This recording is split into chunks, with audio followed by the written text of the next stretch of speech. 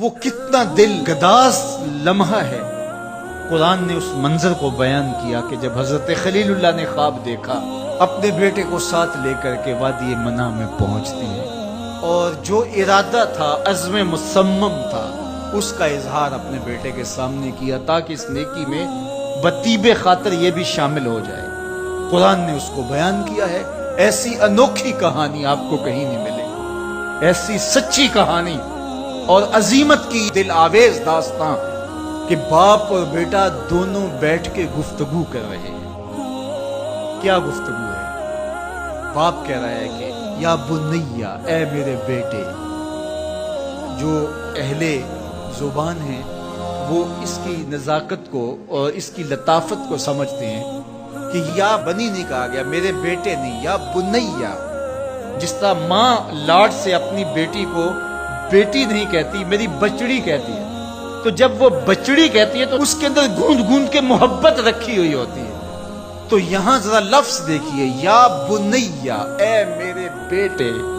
اللہ اکبر۔ اردو کے دامن میں کوئی اتنی وسعت نہیں ہے کہ ان لفظوں کی تعبیر ہو سکے جو شہد ان لفظوں سے ٹپک رہا ہے جو حضرت خلیل اللہ نے اپنے بیٹے کے لیے لفظ استعمال کیے۔ یا بنیا، اے میرے دل بند، اے میرے جگر کے ٹکڑے، اے میرے فرزند نونہال، میں نے خواب دیکھا ہے، اس خواب میں تجھے ذبح کر رہا ہوں۔ یہ خواب آپ یا میں دیکھیں تو ہم تو اپنی بیوی سے بھی اس کو شیئر نہیں کر سکتے، ہمارے رونگٹے کھڑے ہو جاتے ہیں، لیکن بیٹے سے کہہ رہا ہے۔ اور یہ محض خواب کسی تفنن تباہ کے لیے نہیں ہے، یا محض کوئی بات سمجھانے کے لیے نہیں ہے، اس کی تعبیر کی طرف بچے کو لانے کے لیے سنایا جا رہا ہے۔ کہا بیٹا میں نے ایک خواب دیکھا ہے۔ خواب کیا ہے؟ کہ میں تجھے ذبح کر رہا ہوں، اب تو بتا تیری رائے کیا ہے؟ اللہ اکبر۔ اب باپ بیٹے سے کہے کہ میں تجھے ذبح کرنا چاہتا ہوں، تو بیٹے کا رد عمل کیا ہوگا؟ کوئی بھی تصور اپنے بیٹے کو کر کے سوچے کیا رد عمل ہوگا؟ اس کی آنکھیں پھٹی کی پھٹی رہ جائیں گی، وہ باپ کے ہوش و حواس پہ شک کرنے لگ جائے گا، کہے گا کیا بول رہے ہو، ہوش ٹھکانے ہیں؟ باپ ہو، سفاک ہو، کیا لہجہ ہے تمہارا، مجھے ذبح کرو گے؟ لیکن یہ فیضان نظر تھا یا کہ مکتب کی کرامت تھی؟ سکھائے کس نے اسماعیل کو آداب فرزند؟ اقبال پوچھتے ہیں کیا تھا جس نے اسماعیل علیہ السلام کو آداب فرزندی سکھائے؟ وہ مکتب کی کرامت بھی تھی اور وہ فیضان نظر بھی تھا۔ فیضان نظر باپ کا تھا اور پہلا مکتب ماں تھی۔ سیدہ ہاجرہ نے سکھایا تھا باپ کی بات کیسے مانی جاتی۔ جو مائیں بیٹوں کو، بیٹیوں کو باپ کی اطاعت سکھاتی ہیں، وہ مائیں اپنی اولاد کو فرما بردار پاتی ہیں۔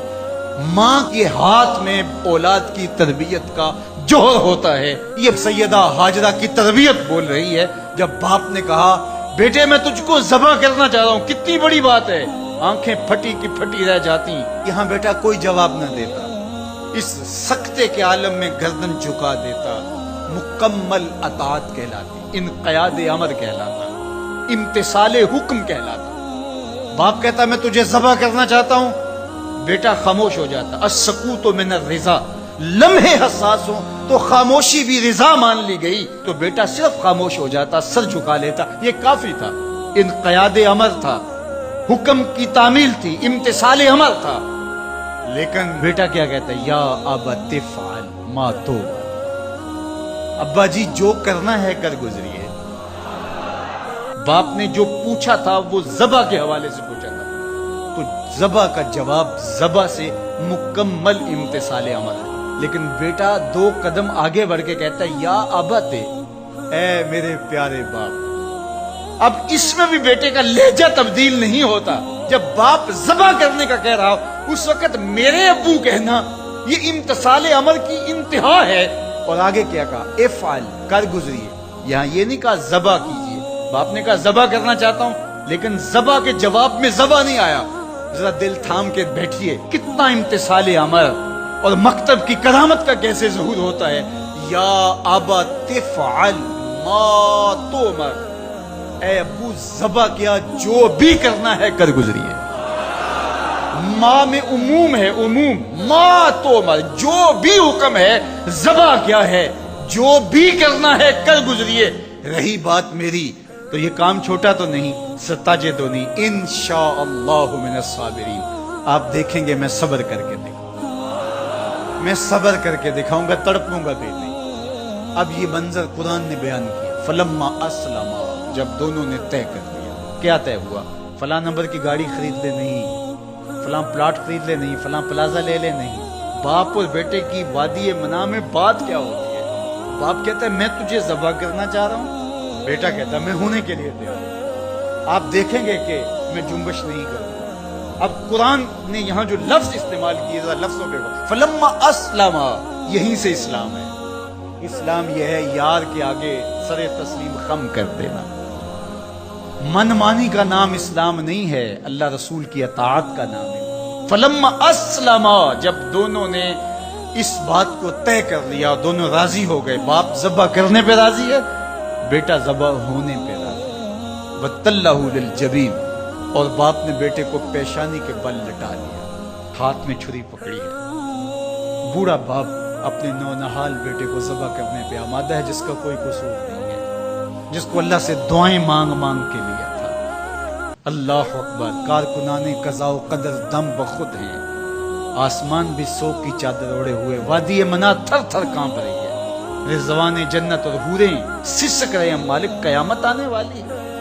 کہا تم بھی کہتے تھے خلیفہ ہمیں بناؤ، ذرا میرے بندے کا انداز عبادت بھی دیکھو، میرے بندے کی بانکی ادا بھی دیکھو، میرے حکم پر اس کی تعمیل دیکھو۔ اللہ اکبر، حضرت خلیل اپنے بیٹے کو لٹا کے ہاتھ میں چھری پکڑے، بیٹے کو ذبح کرنے کے لیے آگے بڑھتے ہیں، ہاتھ میں چھری لیے ہے اور گردن پہ رکھتے ہیں، اور پوری قوت کے ساتھ چھری کو گردن پہ پھیر دیتے ہیں، لیکن ایک بال بھی نہیں کٹتا۔ اس کا یہ مطلب ہی کہ چھری نے اب کام نہیں کیا، میں کیا کروں؟ کہا شاید میرے دل میں کوئی ایسی بات آ گئی جس سے چھری کو روک دیا گیا، جلدی سے چھری کو پاس پڑی لکڑی یا پتھر پہ مارا۔ لما تقطع یا سکین، اے چھری کاٹتی نہیں ہے۔ آواز آئی الخلیل یامرنی والجلیل ینہانی، خلیل کاٹنے کا کہتا ہے، جلیل کہتا ہے خبردار ایک بال بھی کاٹا۔ پھر تیز کرتے ہیں اور دوبارہ چھری گردن پہ رکھتے ہیں۔ اللہ اکبر، گلا کٹ جاتا ہے، خون بہنے لگتا ہے، حضرت خلیل خوش ہو جاتے ہیں، آنکھوں سے پٹی کھول دیتے ہیں، لیکن منظر کیا دیکھتے ہیں کہ جس کو ذبح کیا وہ بیٹا نہیں، وہ تو دمبا ہے۔ اور حضرت اسماعیل پاس کھڑے مسکرا رہے ہیں، بے ساختہ زبان سے نکلا اللہ اکبر۔ حضرت اسماعیل بولے لا الہ الا اللہ واللہ اکبر۔ جبریل امین جو دمبا لے کے آئے تھے وہ بھی پاس کھڑے اور مسکرا رہے تھے، بولے اللہ اکبر وللہ الحمد۔ اب ابراہیم علیہ السلام کی سرشاری کا عالم، جبریل امین موجود ہیں اور دمبا پڑا ہوا ہے۔ اب ظاہر ہے بات سیدھی سیدھی ہے کہ اللہ کے حکم سے سب کچھ ہوا۔ حضرت ابراہیم علیہ السلام کے قلب اطہر کو تسلی ہو گئی، لیکن عین اس موقع پر وحی کی چمک سے منع کی وادی روشن ہو گئی، اور وحی نازل ہوتی ہے اور آواز آتی ہے وَنَادَيْنَاهُ أَن يَا إِبْرَاهِيمُ قَدْ صَدَّقْتَ الرُّؤْيَا إِنَّا كَذَلِكَ نَجْزِي الْمُحْسِنِينَ۔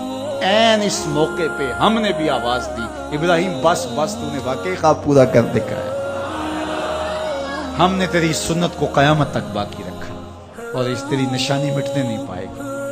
صدیاں بیتنے کے بعد آج بھی منع کی قربان گاہ سے لے کر دنیا کے آخری کونے تک سنت ابراہیمی کو زندہ کیا۔